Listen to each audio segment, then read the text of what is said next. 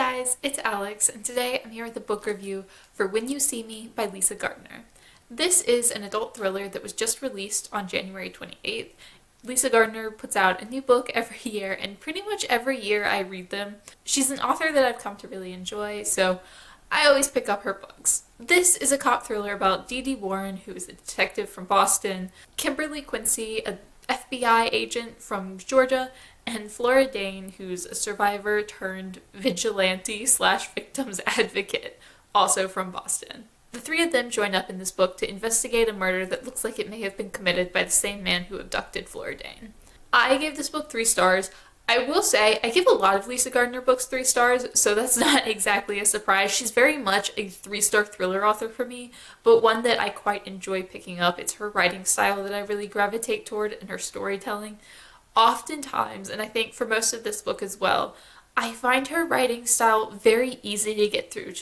It's an easy kind of style. It sucks you in. It's very entertaining. You don't have to work to enjoy it. It just grabs you. And that's why I really enjoy her books so much. It's even with all their flaws, they're books that I sit down and devour in one sitting. I picked this up from the library the afternoon of the 28th as soon as it was released, and pretty much came home and read it and had finished it by the time I went to bed that night. And that's not really abnormal for me with her books. I just get through them so quickly, and I think that's very much a positive for me. That is overall what I enjoy about her books. They're easy reads, and they're easy reads in the way that they're just pure entertainment, and she's so good at making her writing style so enjoyable to me as a reader, and I love that. Getting into my negatives, because there are a lot for this book, this was barely 3 stars. I almost gave it 2 for a large section of the book. The biggest issue for me at the beginning was how boring this was. The first 150 pages read nothing like her prior books. They didn't have that really easy, entertaining writing style. They were boring, like incredibly boring. I struggled through the first 150 pages. I will admit, the first 30 or so pages is basically just an introduction, because this is, I don't know, the 11th in the Dee Dee Warren series, and I think the 20th in the overall, overlapping Lisa Gardner book series, because she's written a lot, and a lot of them overlap. So this is 20th in that list. And that's a lot to catch up on, because you don't need every detail, but you want to know basically who Dee Dee Warren is. What she's doing with her career, what direction her career has gone, what her child is doing, her dog. You want to know these things about her life, and you want to know the same about Kimberly Quincy, and you want to know the same about Flora Dane. And if you haven't picked up these books before, you don't know that Flora Dane was a kidnap victim who was held for 437 days or something like that, and then eventually turned on her kidnapper and killed him. And that's not a spoiler, because that's not actually one of her books. That's just part of Flora's backstory. These are things you don't know that you really need to know going into this book. So the first 30 pages is just introducing, here's the story, here's the setting, here are who these people are. And I understand that. I'm not mad at that. That's pretty much how all of her books start, and how a lot of cop thriller series start. But once that ended, I expected it to pick up and get into the fun Lisa Gardner stories. And it didn't. There was, after that, about 100 pages that was so painfully boring. Pretty much the main characters, some of them started in Boston, some of them started in Atlanta. They had to find the body so that the crime could happen. They had to call each other and talk about it. Then they had to all meet up in Georgia, where the crime had occurred. And then I was like, okay, everyone's in Georgia now. We're gonna start the fun times. Oh no. Then we had to have all these meetings between the law enforcement. We had to set up the search party. We had to explain why some people wouldn't be helpful in the search party in the woods, and what they could do instead. And then they went on the search party anyway, and it was just a lot of boring talking and discussing what needed to be done and discussing what the situation was. And it dragged so much. There was so much dialogue in the first part of this book that was just on and on and on forever. They were just talking about the situation. In all books, but particularly in thrillers, I don't want to have the characters talking about the situation. I want to see the action. I want to see what's going on and see what the situation is. I don't just want to hear about it. And that's kind of what this book was at the beginning. It was a lot of hearing about it. But I will admit, after about the 150 page mark, it did fall back into that very typical, easy, fun, exciting Lisa Gardner writing style. So it didn't stay that bad throughout the book. And after that point, I was very invested because I was struggling a bit to that point. Like, normally with Lisa Gardner, I'll sit down and read for like 5 minutes, I think, and then like 150 pages have gone by and I'm super invested in this story. But at the beginning, for like the first part of this book, it was like 12 pages. I was like, ooh, this is dragging a lot. After the 150 page mark, it did go a lot easier. That's how I finished it all in one night. Because it was entertaining after that. It was fun. It was why I pick up Lisa Gardner. But man, those first 150 pages were incredibly rough. And I wouldn't recommend starting here a lot for that reason. Like, also because this is like the 20th in her world. And I think you miss a lot, especially with the Flora Dane storyline, if you don't start with the first Flora Dane book. Because there's so much about her backstory that I think is important. But it's hard going into an author and there's just 150 pages you have to slog through to get to any worthwhile story, because there was nothing in that first 150 pages that I enjoyed, and I really thought this was going to be a 2-star book because of that. I'll also say that I think the characters struggled a bit in this book, or Gardner struggled with the characters a bit in this book. I've read a bunch of her books before, so I knew all these characters going in. I'd read at minimum 3 books with them all before. So going in and reading this book, there were 3 returning point of view characters and then 1 new point of view character, which is kind of typical for her books to have like 1 point of view character who's the victim of this particular crime, and then a cop or 2 that returns from a previous book. Before was a lot, and they all kind of felt like the same person. I didn't really enjoy that. Like, none of them had so much of the distinct personality that there was before. It just felt like there was too much going on in this book. There were too many people. There were too many people doing things. Like, Kimberly Quincy, the FBI agent, really kind of didn't need to be in this book. She was a non-issue, basically from the beginning. I really don't understand her role here, except that they've already established that she was kind of part of this case. So she had to be, for the books to be linear and to make sense, and you can't just like have someone cut out that was in a previous book.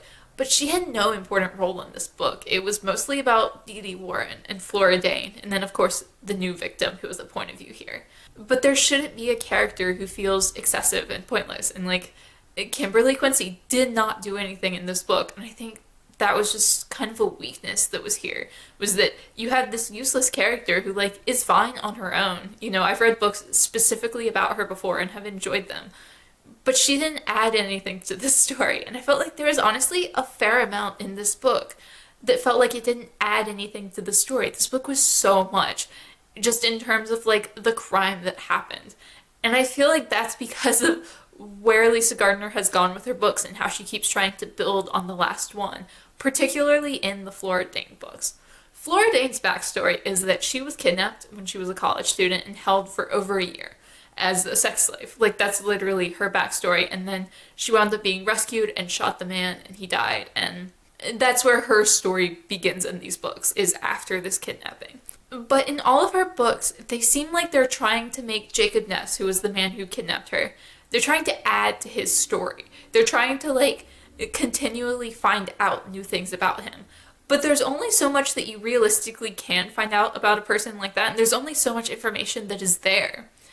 So it feels like Lisa Gardner just continuously makes up more things about him. Because when we first were introduced to him, he was just a random person. He was just a creepy dude on his own who kidnapped girls and killed them. He was a serial killer. And then the more we learn about him, the more it's like, oh, he had a few friends. And then it's like, oh, he kind of had a network of people, or he was on the dark web, or he was, I don't know, part of this huge criminal enterprise. And it's just like, it just gets bigger and bigger each book, and it gets more and more unbelievable. And not unbelievable in the way that like, oh, wow, that's amazing, that's so cool. It just seems poorly planned. It seems like too much. It seems like she keeps adding things because to have this character in the books, there needs to be more backstory there. And it's just getting way too much. I feel like in general, Flora Dane is a character who's become a little bit overused in the Gardner books. And this is her 4th book. And I think the last 4 books have all been Flora Dane books, or at least 4 of the last 5 books have been about Flora Dane. And it just seems like she's a cool character. I loved her in the first book she was in, Find Her, which is still my favorite Lisa Gardner book. But she feels overused. She doesn't feel like she's contributing anything to the stories anymore. And it doesn't feel like, as a character, she's really growing or that she's of any use. She just kind of exists in these books because she's a very popular character.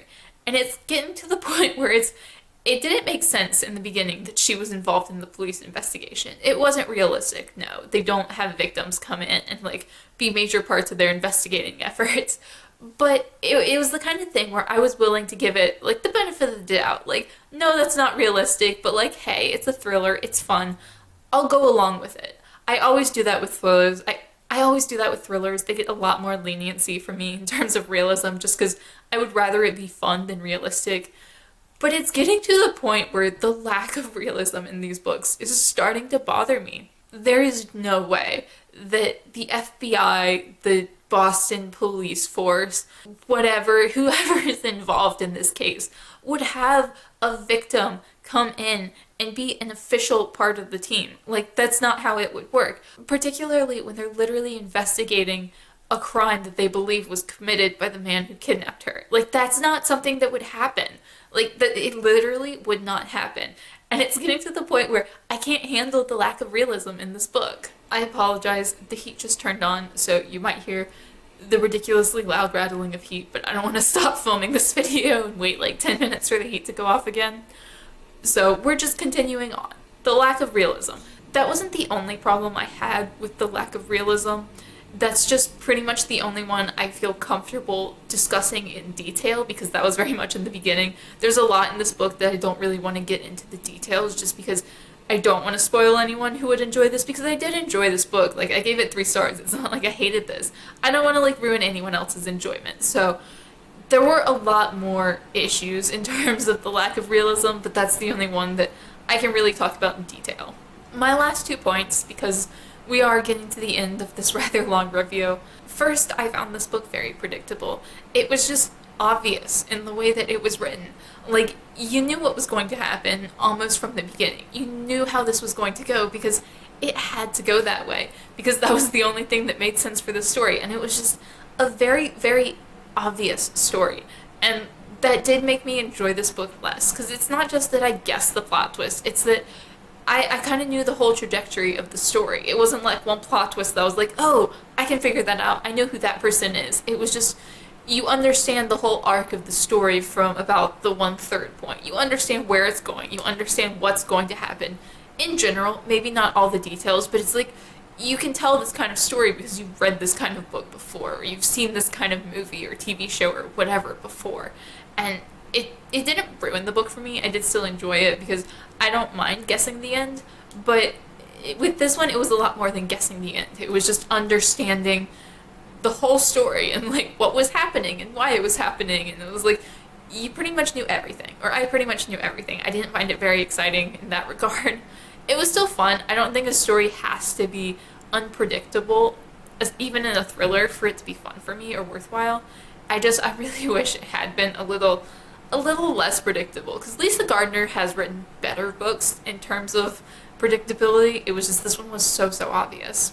And then my final point is just that I think thrillers are better when they have a smaller scope. And I'm not talking about just in terms of the number of point of views in this book, but in general, the crime in this book just got to such a large degree. It was such a big conspiracy, and like unnecessarily so.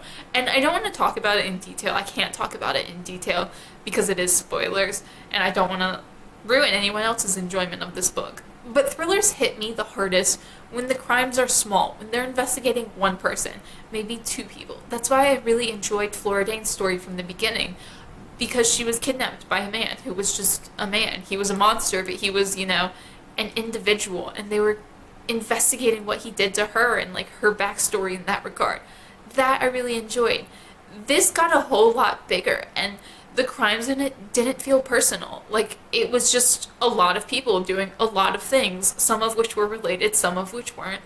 And it was way too much for me. There were so many moving parts that even though I knew what was going to happen, it was like, here's a big reveal of this person is involved. And it was like, okay, they're one of like 20 people involved in this thing or whatever. It lacked that personal horror to me because of that, because they were investigating something that had such a wide scope over so many people, so many years, so many locations, that it didn't hit hard. And I wanted it to. Like, it was really, I think the large scope and the moving parts of this book were really a detriment to the overall story, because it could have been much, much smaller and it would have been much more enjoyable. But overall, I did like this book. It was fine.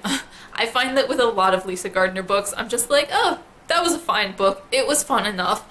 And that's kind of why I like her, because she writes books that are fun enough. Her writing style is so good that it's just like, this is an easy to read book. This is fun because of the way she's telling the story, even if the story itself is not something that's really to my taste.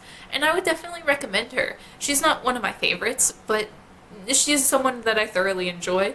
This book was not my favorite. I think this book of her latest books is kind of like lower tier, but I'll still keep reading her. Like, every year, I'll probably continue to read her new releases because it was fun, and it was a quick, fun read, and that's why I pick her up. So I would recommend her if you like quick, fun cop thrillers, because that's kind of what she is and what she excels at. And they're not the greatest things in the world, but they make me very happy, and I'll probably continue reading them for a very long time. Let me know down below if you've read When You See Me and what you thought of it if you have. And as always, thank you guys so much for watching, and I will see y'all again soon.